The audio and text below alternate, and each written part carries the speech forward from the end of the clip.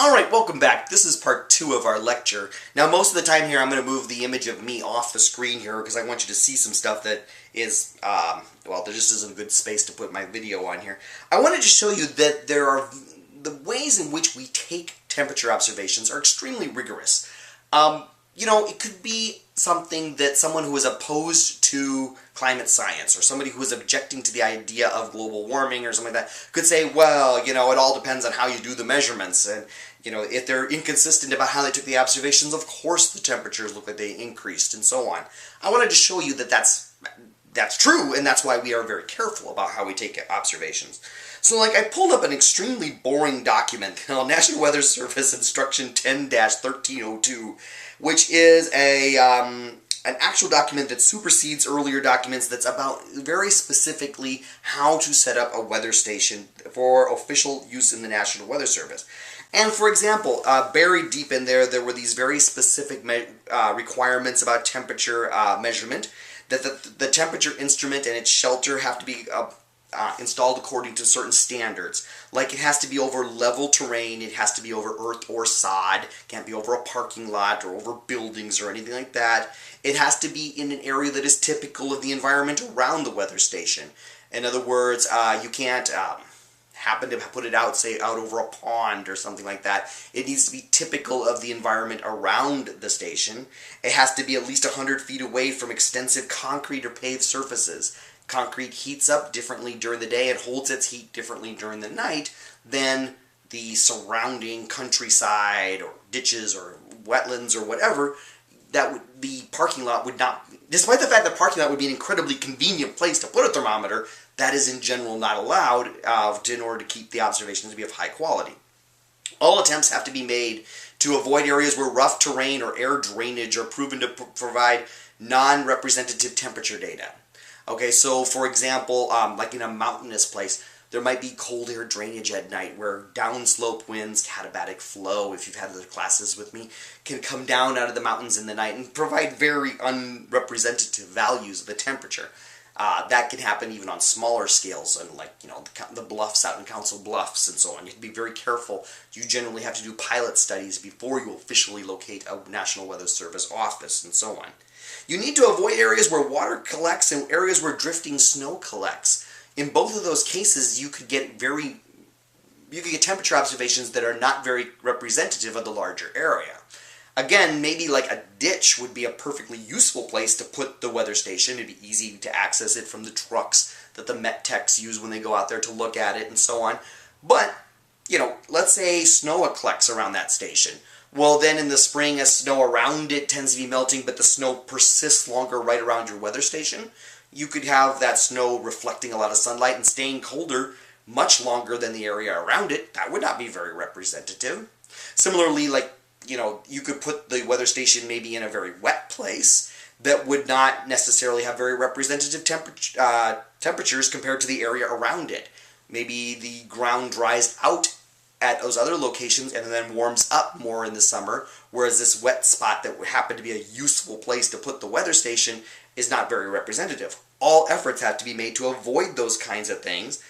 I'm not going to go through the details of Part C on there, but they're all very explicit details about how the shelter is to be positioned, and it has to, which way where winds flow through it. There's even specifications as to exactly what shade of white the shelter has to be painted, how open the louvers on the side of it have to be, and so on. There's very specific requirements as to like the calibration of the thermometers.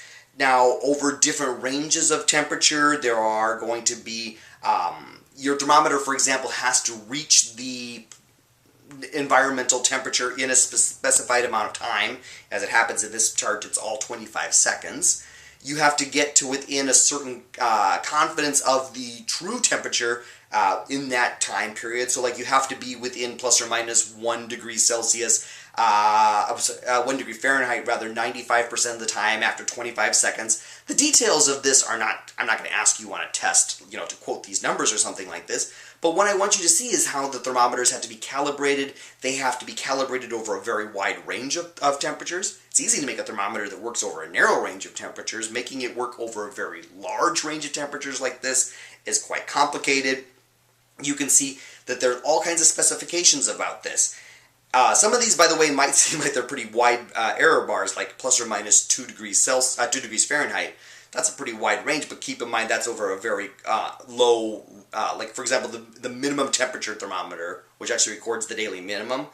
Yeah, it has to be within plus or minus 2 degrees Celsius in 25 seconds, 2 degrees Fahrenheit rather, within 25 seconds. But look at the range there. I mean, negative 80 Fahrenheit to negative 20. How often is the temperature even in that range? Whereas the ranges are the tolerances for errors are much, much smaller when you get over ranges where the temperatures actually are more common. So over the most realistic range of temperature measurements at these kinds of co-op stations or at these different kinds of National Weather Service stations and so on, the thermometers in general have to be within plus or minus 1 degree Fahrenheit at least 95% of the time. And they are calibrated at a federal facility before they're sent out, and then they are routinely calibrated again out in the field. Those are some guidelines for certain kinds of observations. Actually, at airports, they have to even be more precise. You can see that over this range, for example, the maximum error is 0.4 degrees Fahrenheit. So again, we're talking a very small deviation from the air temperature. It talks about how there's like less expensive thermometers that are calibrated against certain standards, can be used for certain purposes, but generally speaking, they're fairly expensive, fancy thermometers. Again, there's other specifications. Again, I don't want to get into all the details of how all the digital thermometers work versus the liquid and glass thermometers and so on, but what I'm trying to show to you is that there are all these specifications. There's very precise requirements for how all of this stuff is being done so that no one thinks we're faking any of this data. No one can say that, well, the National Weather Service budget depends on us having climate change, therefore we better make sure that every year the temperature... No, how would you? How would that work with all of these requirements as to how these equipment has to be set up and how the data is managed and so on? Just to give you a sense of what these equipments look like, this is actually for... This is what a max-min thermometer looks like in a cooperative weather observing station. They actually have these sort of cylindrical-looking instrument shelters, and the instruments are inside behind those louvers there.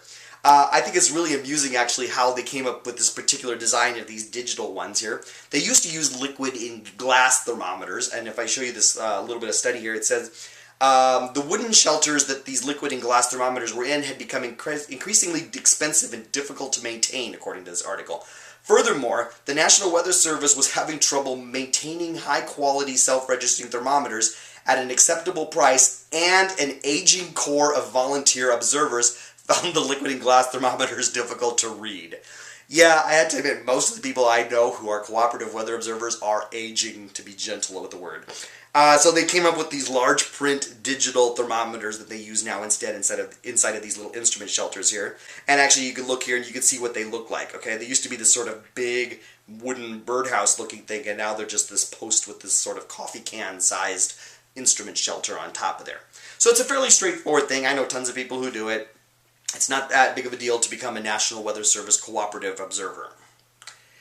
All of these observations are then sent off to the National Meteorological Service of your country. Every country in the world operates a National Meteorological Service. In the United States, we call it the National Weather Service, but you could go to the World Meteorological Organization's webpage and find the directory of every country from A to Z and what their service is called and where the webpage is and what their specifications are as to how they calibrate their machines and their instruments and so on. Every country on the world has these things. And what we do is when these observations are taken at a National Weather Service office, at an FAA station, at an airport, from a cooperative weather observer, whatever, the equipment radios in that information to some kind of data logger, which transmits that information into a whole network. And I have the schematic here of the network. It's not hugely important that you know the diagram, so much as to have this idea that see how the observations feed in, and then they are quickly relayed around the world to all the other data centers, primarily in Melbourne, Australia, Washington, D.C., and Moscow, but other centers around the world as well archive them. Within literally moments of the observation being taken, it has been relayed around the world and it made available to many different government agencies, research institutions, universities, whatever. That's a feature.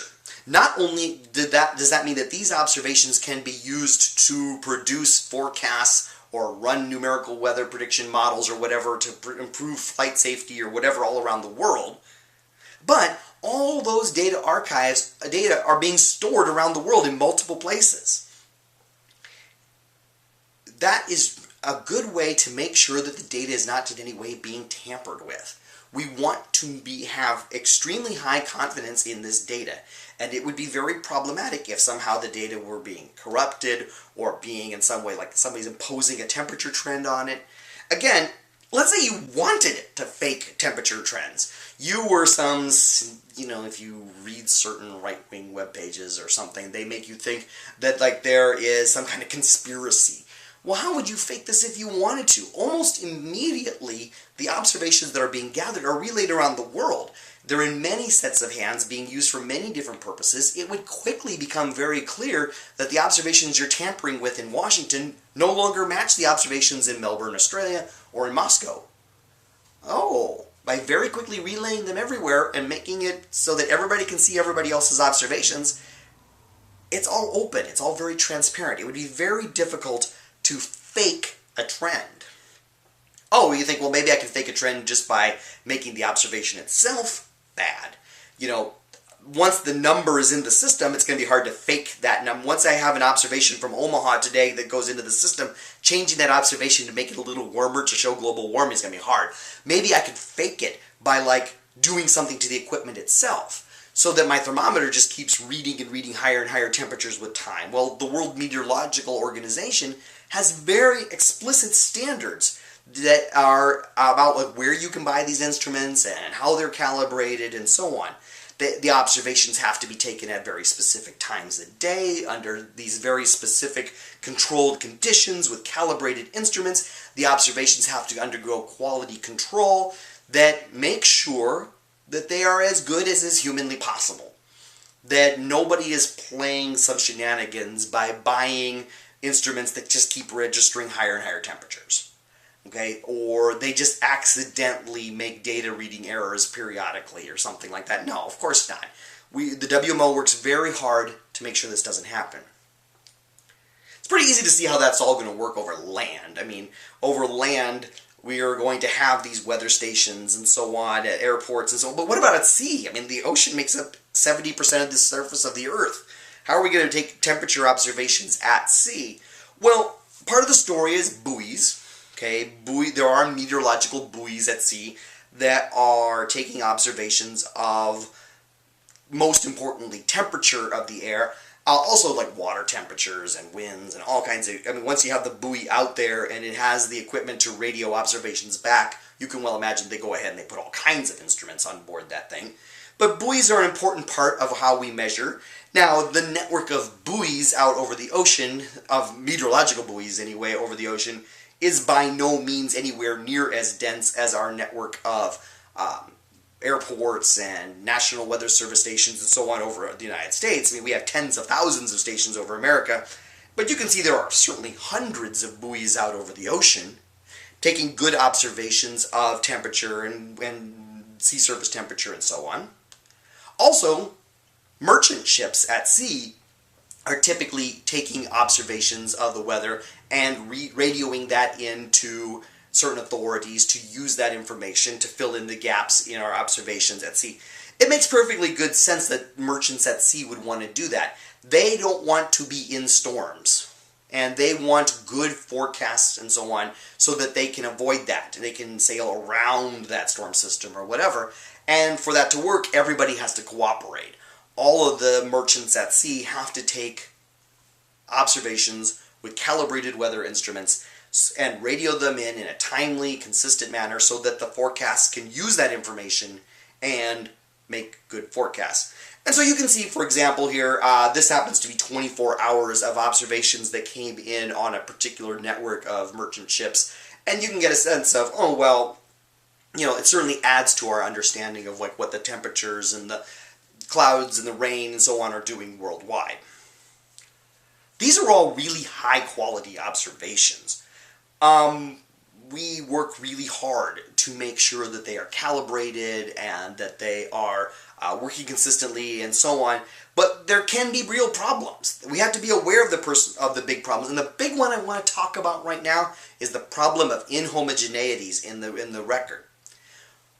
Whenever you're taking observations for a very long time, you have to be worried about how things change with respect to time, because odds are you aren't going to be using the same instrument all the time.